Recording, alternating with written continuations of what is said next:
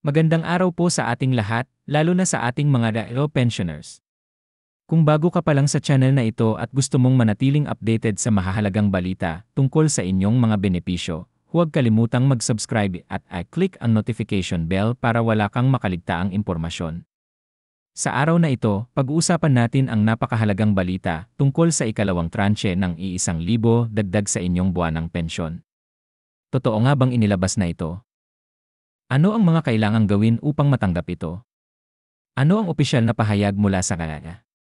Lahat ng iyan ay tatalakayin natin ngayon, kaya siguraduhin niyong manatili hanggang dulo ng video na ito.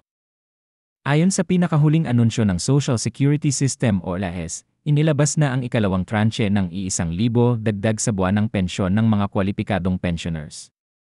Matagal nang hinihintay ito ng marami sa ating mga senior citizens na umaasa sa kanilang buwanang pensyon upang matugunan ang kanilang mga pangangailangan sa pang-araw-araw na gastusin, lalo na sa pagkain, gamot, at iba pang pangunahing bilihin. Ang dagdag na ito ay isang malaking tulong upang kahit papaano ay maibsan ang pabigat na gastusin sa ating bansa. Marami ang nagtatanong kung sino-sino ang mga makatatanggap nito, kaya linawin natin ito ngayon upang maiwasan ang anumang kalituhan o maling impormasyon. Ayon sa RAS, ang lahat ng mga pensioners na tumatanggap ng retirement, disability, at survivor's pension ay otomatikong makatatanggap ng karagdagang ₱1,000 sa kanilang buwanang pensyon.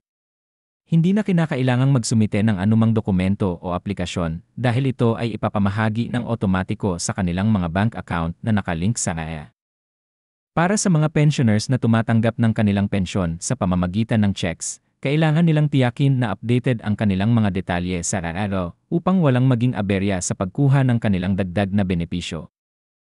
Sa mga nakalipas na buwan, marami ang nagtanong kung kailan talaga ilalabas ang ikalawang tranche ng zero pension increase.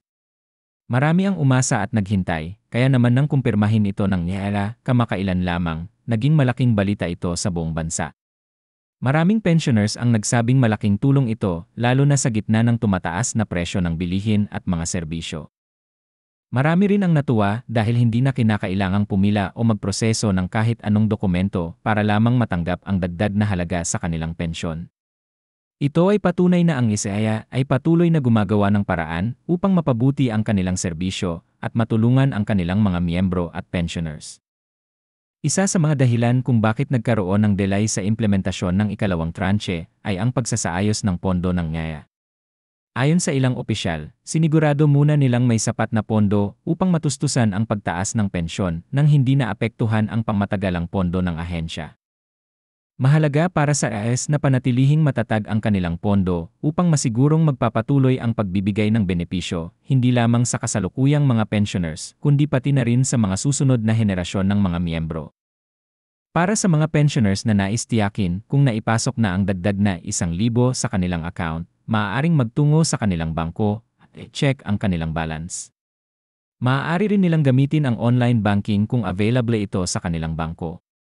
Para sa mga walang access sa online banking, maaaring bumisita sa pinakamalapit na RIRO upang makita kung nadagdag na ang kanilang pensyon. Kung sakaling mayroong hindi pagkakatugma o hindi pa natatanggap ang dagdag na halaga, ipinapayo ng SAS na makipag-ugnayan sa kanilang opisina sa pamamagitan ng hotline o magtungo sa pinakamalapit na branch upang alamin ang kanilang sitwasyon. Marami ang nagtatanong kung posible pa bang magkaroon ng susunod na tranche ng pension increase sa mga darating na taon. Ayon sa ilang eksperto, posible ito depende sa magiging kalagayan ng pondo ng NIHEA at sa desisyon ng gobyerno. Bagamat wala pang opisyal na anunsyo tungkol sa susunod na aumento, patuloy ang panawagan ng iba't ibang grupo para sa mas mataas pang pensyon para sa ating mga senior citizens. Ang gobyerno at LAA ay sinisikap na balansihin ang pagbibigay ng dagdag na benepisyo habang pinapanatili ang financial stability ng ahensya. Samantala, patuloy na pinaalalahanan ng SIA ang lahat ng kanilang pensioners na mag-ingat sa mga scam na may kaugnayan sa pension increase. May mga ulat na may mga individual o grupo na nagpapanggap na taga-RAA at nanghihingi ng personal na impormasyon o pera upang mapabilis ang pagproseso ng kanilang pension increase. Tandaan, hindi kailanman humihingi ng bayad ang FA para sa mga benepisyo na kanilang ibinibigay. Kung makakatanggap kayo ng kahina-hinalang tawag, text, o email na humihingi ng inyong personal na impormasyon, agad itong ipagbigay alam sa RAA o o sa mga otoridad upang maiwasan ang anumang uri ng panloloko. Napakahalaga ng benepisyong ito para sa ating mga pensioners, lalo na sa panahon ngayon kung saan maraming gastusin ang kailangang tugunan. Hindi biro ang mga bayarin sa kuryente, tubig, gamot at pagkain, kaya ang anumang dagdag sa pensyon ay isang malaking tulong para sa ating mga senior citizens. Kaya naman, sa lahat ng pensioners, huwag kalimutang tiyakin na tama at updated ang inyong mga impormasyon sa RAEO upang masigurong matatanggap ninyo ang inyong benepisyo nang walang anumang aberya. Kung mayroon kayong mga katanungan, huwag mag-atubiling makipag-ugnayan sa RAEA sa pamamagitan ng kanilang opisyal na hotline o website.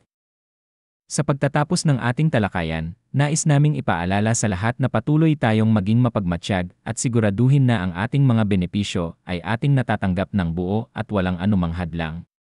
Kung nakatulong sa iyo ang impormasyong ito, huwag kalimutang i-like ang video na ito, share sa iba pang pensioners, at syempre, mag-subscribe sa aming channel para sa iba pang mahahalagang updates. Maraming salamat po sa inyong panonood at hangad namin ang inyong patuloy na kaginhawaan at kaligtasan.